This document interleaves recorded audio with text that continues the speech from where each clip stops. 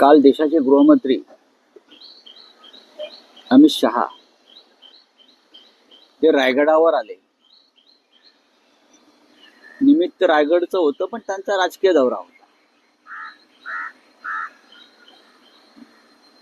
खाली तटकऱ्यांकडे भोजनावळी होत्या, छान मटणाची जेवण वगैरे होतं. पण ठीक आहे, अशी स्नेह भोजनं व्हायला पाहिजे. पण पालकमंत्र्याचा तिढा काही ते सोडवू शकले नाही. रायगड सारख्या जिल्ह्याला म्हणजे तुम्ही छत्रपती शिवाजी महाराजांच्या नावानं प्रवचन दिलं रायगडावर, तिथे तुम्ही तुमच्या महायुतीमधला एकोपा दाखवू शकला नाही. मी पाहिलं की एसएनसी गटाचे लोक स्नेहभोजनाला नव्हते, असं मी पाहिलं. पण तो त्यांचा प्रश्न. पण रायगडावर आपण जे म्हणताय, जे भाषण आहे, छत्रपतीच्या विषयीचं ज्ञान आम्हाला अमित शहाकडून घेण्याइतकी वाईट वेळ आलेली नाही. छत्रपती काय होते, छत्रपतींचा विचार काय होता, छत्रपतींची भूमिका काय होती आणि महाराष्ट्राने काय केलं पाहिजे वगैरे वगैरे, ज्याने छत्रपतींच्या महाराष्ट्रावरती सुडाना कारवाया केलेल्या आहेत औरंगजेबाप्रमाणे, ते आम्हाला छत्रपतींवर ज्ञान देणार आणि त्यांच्या आजूबाजूला बसलेले छत्रपतींचे वंशज आणि छत्रपतींचा जय करणारे लोक माना डोलवणार. या राज्यावरती इतकी वाईट वेळ अद्याप आलेली नाही, एवढंच सांगतो. आणि शेवटी कसं, गेले 3 महिने यांचेच लोक औरंगजेबाची थडगं उखडून टाकण्याच्या विचारानं भारावून गेले. औरंगजेबाचं थडगं, कबर ज्याला आम्ही म्हणतो, थडगं म्हणतो, ते राहता कामा नये, ते उखडून टाकू. आणि त्यासाठी राज्याचे मुख्यमंत्री देवेंद्र फडणवीस यांनी खास चित्रपटाचे प्रदर्शन केलं, छावा. आणि त्यातून लोक पेटले, भडकले. आम्ही ज्याला थडगं म्हणतो त्याचा उल्लेख काल देशाच्या गृहमंत्र्यांनी छत्रपती शिवाजी महाराजांच्या समाधीसमोर, मेघडंबरी समोर औरंगजेबाची समाधीचा दर्जा दिला.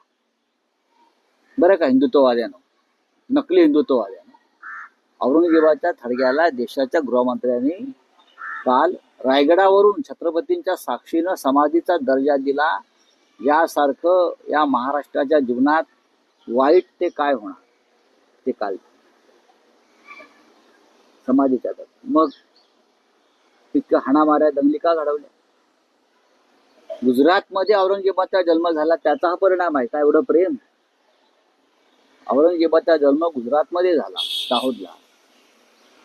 म्हणून गुजरातच्या या नेत्यांना एवढं प्रेम आहे का औरंगजेबाविषयी, की औरंगजेबाच्या महाराष्ट्राच्या शत्रूला, हिंदुत्वाच्या शत्रूला, त्याच्या थडग्याला समाधीचा दर्जा देण्यासंदर्भातलं वक्तव्य प्रत्यक्ष देशाच्या गृहमंत्र्यांच्या तोंडून आलं. आणि त्याच्यापैकी छत्रपतींचे वंशज बाजूला बसले होते.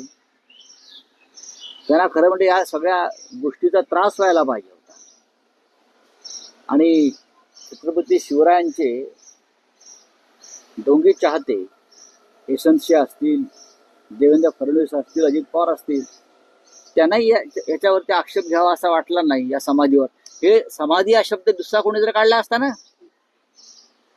हा औरंगजेबाची समाधी हा शब्द इतर कोणाच्या तोंडून निघाला असता, तर जे वर त्रिकूट होतं ना, एसएनसी, देवाभाऊ, अजित पवार, अजितदादा संयम आहेत, तर या दोघांनी अक्षरशः थैथयाट केला असता.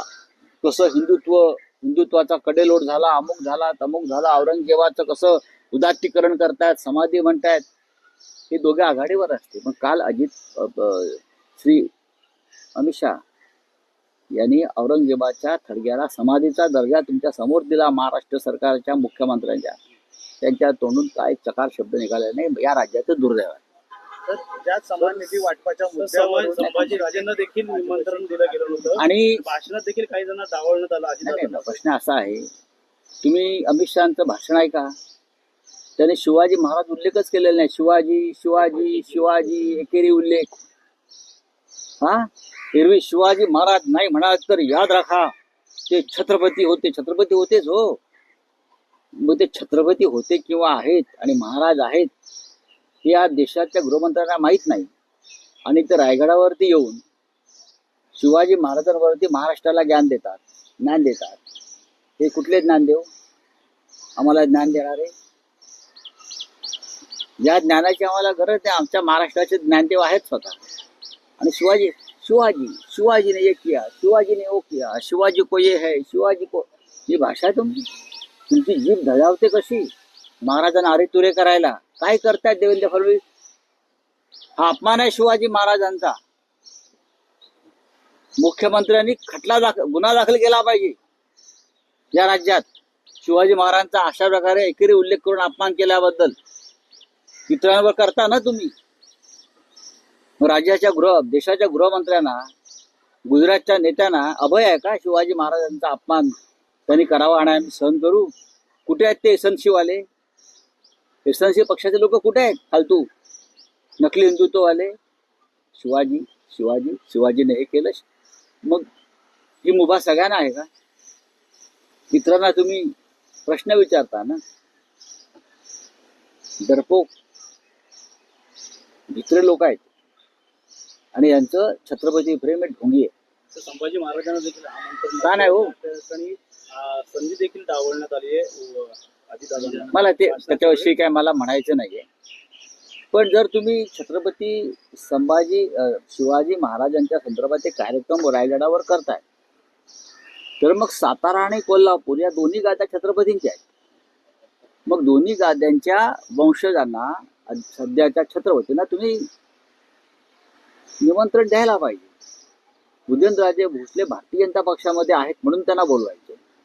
छत्रपती शिवाजी महाराज भाजपात नव्हते. आणि तुम्ही छत्रपती शाहू महाराजांना आमंत्रित केलेलं नाही, बरोबर ना? कोल्हापूरचे श्रीमंत छत्रपती शाहू महाराजांना आमंत्रण तुम्ही दिलं नाही. तुम्ही कोल्हापूरचे छत्रपती संभाजी राजांना आमंत्रण दिलं नाही. तुम्ही कोल्हापूरच्या गादीला निमंत्रण दिलं नाही. फक्त जे महाराज वंशज भाजपची हाजी करतायत तुम्ही त्यांना निमंत्रण दिलं. छत्रपतींचा आत्मा त्या समाधीतून तळमळत असे. हे अमित शहाचं आणि देवेंद्र फडणवीस यांचं राजकारण पाहून जे तुमच्या पक्षात गेले त्यांना तुम्ही बोलवत. काय संबंध? तुम्ही शाहू महाराजांना सन्मानानं बोलवायला पाहिजे होतं कालच्या कार्यक्रमात. तुम्ही छत्रपती संभाजी आहेत आमचे, त्यांना सन्मानानं बोलवायला हवं होतं का? त्यांनी त्यासाठी तुमच्या पक्षात प्रवेश केला पाहिजे का? हे कोणतं धोरण आहे तुमचं इतिहास आणि या राज्यासंदर्भात? फाइल संदर्भात देखील फाइल पास होत नाही म्हणून तक्रार केली होती. कुठेतरी बोलिए. देश के गृह मंत्री आए थे, उन्होंने जो औरंगजेब की जो कब्र है उसके बदले उन्होंने औरंगजेब का समाधि. बात ऐसी है कि 3 महीने से ये लोगों ने महाराष्ट्र में औरंगजेब की कब्र उखाड़ने का कार्यक्रम हाथ में लिया था. उखाड़ ही देंगे, रखेंगे नहीं. हम कहा कि ये जो कब्र है ये महाराष्ट्र के जो मराठा योद्धा है शिवाजी महाराज है उनके युद्ध का एक जीती जागती मिसाल है कि जो महाराष्ट्र के ऊपर हमले करने को आए थे हम उनको उनकी कब्र यहाँ ही खोद दी है. ठीक है नहीं? ऐसे मूड में थे कि हम अभी उखाड़ कर रख देंगे. किया तो कुछ नहीं. जिसे हम कब्र कहते हैं उनको कल समाधि का दर्जा दिया देश के गृह मंत्री अमित शाह जी ने. ये समाधि है, बोले आलमगीर की समाधि. तो भाई 3 महीने से आप इस देश में दंगे क्यों करवा रहे हो? अगर समाधि है तो, अगर समाधि है औरंगजेब की आप कहते हो तो 3 महीनों से दंगे कर रहे हो आप लोग. आप ही लोग हो ना दंगे करने वाले. महाराष्ट्र में सबसे ज्यादा गड़बड़ हुई है और दंगे करने वालों को तो पूरा समर्थन राज्य के गृह मंत्रालय और मुख्यमंत्री का रहा. समाधि है, ये छत्रपति शिवाजी महाराज का अपमान नहीं है. अगर ये भाषा, ये इस्तेमाल समाधि का अगर दूसरे कोई पार्टी का नेता करता है तो अब तक भारतीय जनता पार्टी ने पूरे देश में आंदोलन किया. मुख्यमंत्री दूसरी बात है कि आप अमित शाह जी का भाषण देखिए, हम छत्रपति शिवाजी महाराज बोलते हैं, ये महाशय शिवाजी शिवाजी, हाँ उनके एक ही नाम से बोलते थे शिवाजी। अपमान है। इस अपमान के लिए उनके ऊपर एफआईआर लॉज होना चाहिए रायगढ़ पुलिस स्टेशन में, और वो भी गृह मंत्रालय ने आदेश देना चाहिए महाराष्ट्र के, शिवाजी शिवाजी। अगर हम दूसरे कोई बोलते शिवाजी तो ये लोग इतने में हमारे ऊपर एफआईआर लॉज करके छत्रपति का अपमान किया, ये करके हमको जेल में डाल देते और कार्यकर्ताओं को। लेकिन ये एसएनसी वाले शिंदेगढ़ के लोग खुद थे वहाँ, ये महाशय थे देवेंद्र जी, किसी को ये मन में बात खटकी नहीं कि जो गृह मंत्री भाषण कर रहे हैं, ज्ञान दे रहे हैं शिवाजी के महाराज के ऊपर, शिवाजी महाराज के ऊपर, वो शिवाजी का उल्लेख कर रहा है उनके एकेरी नाम से, औरंगजेब की समाधि के बारे में बोल रहा है। तो क्या चल रहा है?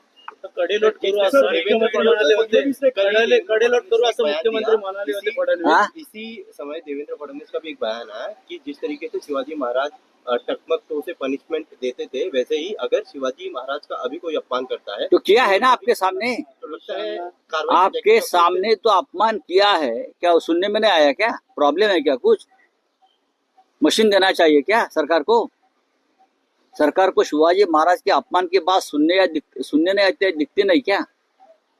हाँ, आप बोलते हैं ना वहां से ढकल देंगे, महाराज के जमाने में जो होता था, तो किया क्यों नहीं आप? एक एफआईआर तो लॉन्च करो भाई, आपके सामने अपमान किया है। जिसने शिवाजी महाराज का अपमान किया, वो कोरटकर जो जेल से छूटा, उनको तो देवेंद्र जी ने पूरा प्रोटेक्शन दे रखा है। 40 पुलिस उसके प्रोटेक्शन में है, 40। जाकर देखिए आप, गिनो, मैं आपको बता रहा हूं, उसको स्पेशल सिक्योरिटी दी है, 8 गनर है उसके पास अभी। ये है आपकी ऊपर से ढकलने के बाद पनिशमेंट। हाँ बोलिए। सर, बकरा छाटने की तैयारी इस तरीके का ट्वीट किया है आपने कल। बकरा छाट जाएगा, आप देखिए। कल आपने वो चित्र देखा होगा, एक जिस तरह से गृह मंत्री